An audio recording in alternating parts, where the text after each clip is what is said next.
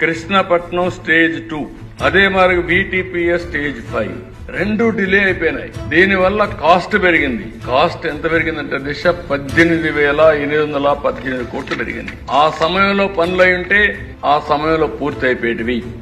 ఈ పూర్తి కాకుండా 18,818 కోట్ల రూపాయలు దాని మీద పెరిగే పరిస్థితి వచ్చింది. అదే మరిగా దేశ ఈ రోజు ఇంకొక పక్క చూస్తే ఏదైతే పోలవరం హైడ్రో పవర్ దీనికి 2,308 మిలియన్ యూనిట్లు వచ్చే సంవత్సరానికి, దీనివల్ల ఇది కూడా బాగా డిలే అయిపోయి 1,044 కోట్ల రూపాయలు అందులో నష్టపోయే పరిస్థితికి వచ్చాం. ఇంకొక పక్కన దేశ మీరు ఒకసారి చూస్తే ఇవన్నీ కూడా అవకతవక నిర్ణయాల వల్ల, అసమర్థత వల్ల దగ్గర అప్పులు విపరీతంగా పెరిగిపోయినాయి. 62,826 కోట్ల రూపాయలు అప్పటికి పెట్టుబడులు గాని అన్ని యూటిలిటీస్ తీసుకున్న అప్పుంటే అది 1,10,422 కోట్లు పెరిగింది. అంటే 79% పెరిగింది.